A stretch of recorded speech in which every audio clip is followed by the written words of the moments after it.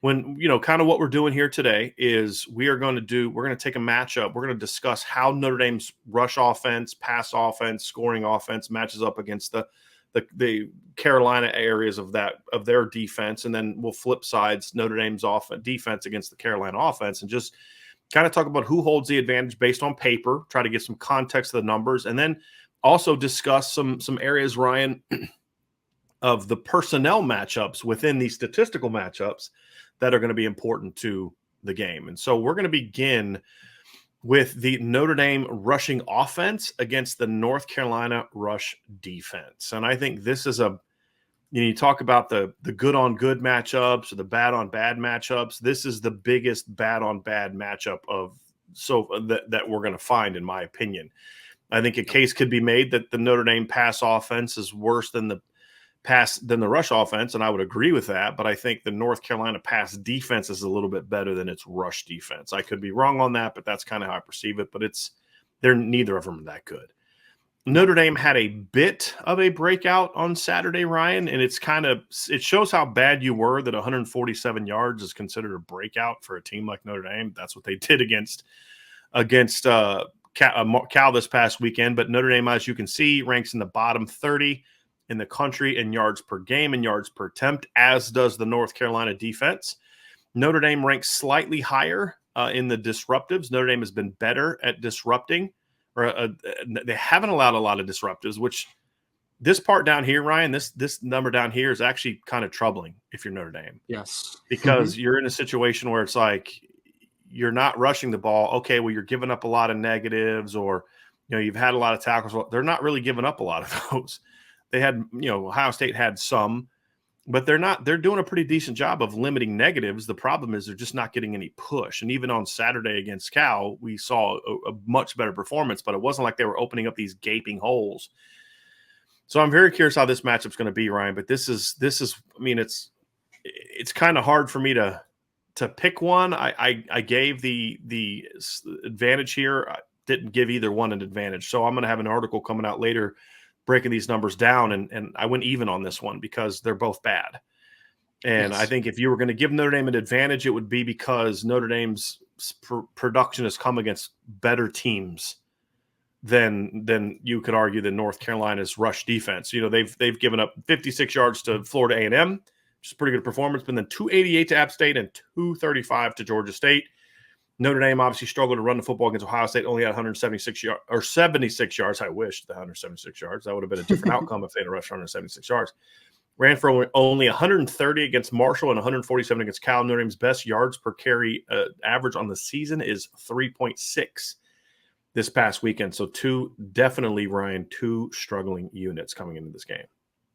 This one's the biggest indicator for me, Brian, if I'm being completely honest. Like, this is where I'll have a good, I think, understanding of how this game kind of, like, if I had to look at a box score after the game and I just kind of had everything else blocked out and I saw what Notre Dame's rush offense was able to do against North Carolina's rush defense, I think that's a big indicator in this game, because one thing I think you saw last week, there was more of an emphasis on running the football by design, by necessity, a little bit of everything. But I think that whether it's going to be nearly to that degree or it's just going to be kind of a kick up as far as the dependency of running the football, I think that you're going to see an emphasis on establishing it, because that's how Notre Dame needs to win right now, right? Like, we've talked about the passing offense and kind of there's maybe a little bit of a ceiling on it right now, just with some wide receiver injuries and inconsistencies and quarterback play and everything kind of put together, right? So I think running the football is going to be very important for Notre Dame. And North Carolina has showed over the last couple games that they're not very good at stopping the run, right? So I think that it's not even a keep away thing for me, right? Because, again, I know you already talked about that a little bit. I don't want Notre Dame to just be, we have to run the ball every play and we're just going to keep them off the field. Like, that's not the recipe for success. But I think a recipe for success is to dominate in the trenches and to dominate as a rushing team. So with that in mind, you have to be able to take what has not been a strength of yours, make it close to a strength, and then dominate what's been an extreme weakness for the team that you're playing, right? So I think this is a big indicator of this football game. Notre Dame has to dominate this particular matchup, because you cannot go against this bad of a rush defense and come out and say, wow, we didn't really have a good game rushing the football. That is a big siren off. As if the first three games rushing the football hasn't been like kind of alerts, kind of for the fan base and just an analyst base. If they're not able to run the football against North Carolina, that is not a good sign. Big red flag. Yes. Yeah, that's a big red flag, Ryan. And, you talk about turning what's been a weakness into a strength. I mean, everything on offense so far this year has been a weakness. The thing that I would say is, and we would both agree on this, the running game was expected to be a strength of this football team. They came into the season thinking it was going to be a strength of this football team. And last week you started to show it a little bit.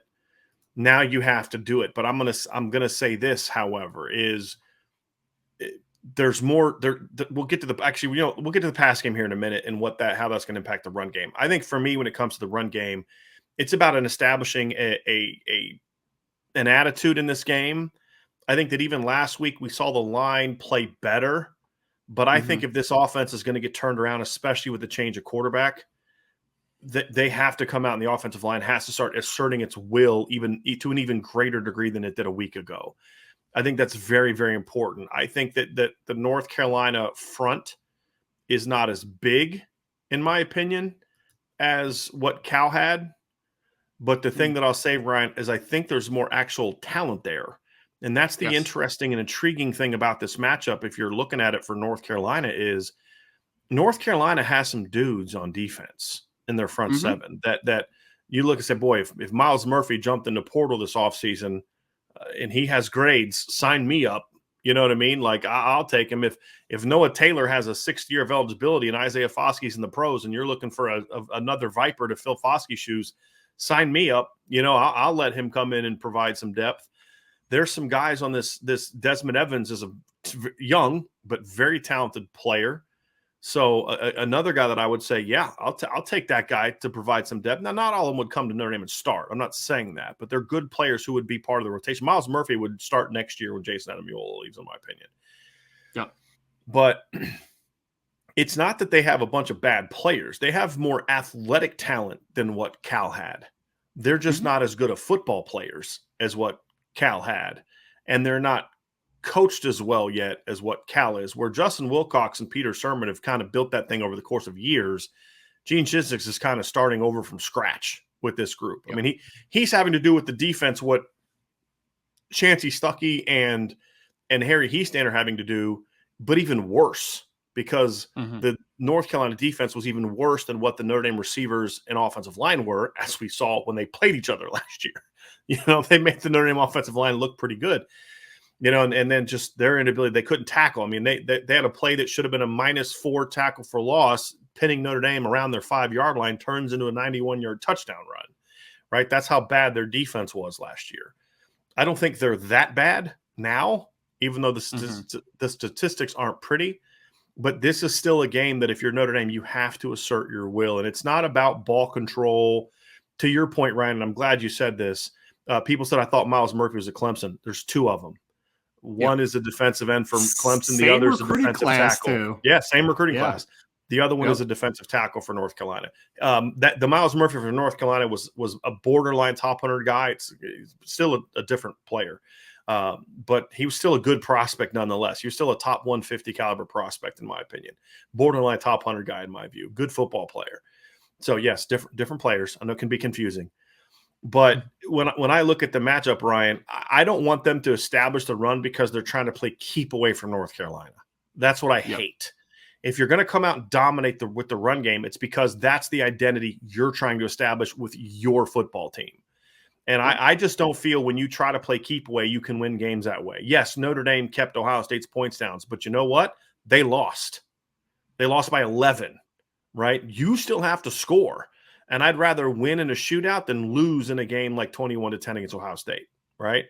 And so there does have to be that. So I don't want to be a ball control thing. We'll get into some of the keys next tomorrow, but I want to see them still spreading Carolina out. I still want to see them maintain that same philosophy that they had this past week of get your movement, get on the perimeter, do the things to make North Carolina do this, because it's even more pertinent now because last week, getting the eye discipline off, getting guys moving and thinking and spreading them out and creating those lanes allowed you to go for 5 yards, 6 yards, 9 yards, and really lean on Carolina against Cal.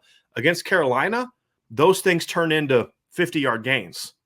because they're more prone to the bigger mistakes where you were trying to get in a very disciplined defense to pause just enough to give you room to work. That's what the game plan was against Cal. The purpose against Carolina with those similar concepts and similar philosophy, even though the game plan will be different, is now you're hoping to create a crease that Chris Tyree can split for a big game. You're trying to out leverage them with a motion and then a shift, where you're trying to out leverage them in a way where you're on a jet or a outside zone or something like that, where you're trying to out leverage them and then you're gonna gash them. That's the difference. So I don't want it to be a ground and pound thing. I want it to be we're going to pound on them because this is who we are. This is who we want to be, looking at it from the Notre Dame offensive standpoint. But we're also looking to create big plays with the run game. And I think that's a big part of it as well, because there's too much talent for them not to be better than what they've been. And you hope that the Cal game was kind of a step in the right direction. Because I would say going for 147 against Cal is getting to about North Carolina's average, about 190 against the North Carolina, relatively speaking. I don't know if that's going to be quite good enough with the way the pass game has been, Ryan. I think it needs to be a more dominant, big play performance. And even beyond the total yards, this is the number I'm going to have my biggest eye on in this game. It's the yards per carry. That needs to start going way up moving forward.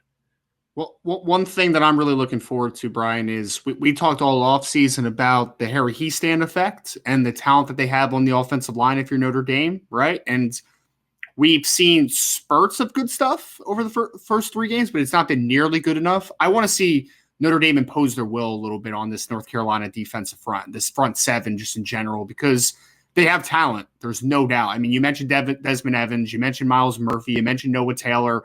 Both the linebackers, although inconsistent, Cedric Gray, I mean, like, they have talent, right? Like, they're not like bad athletes in any sense.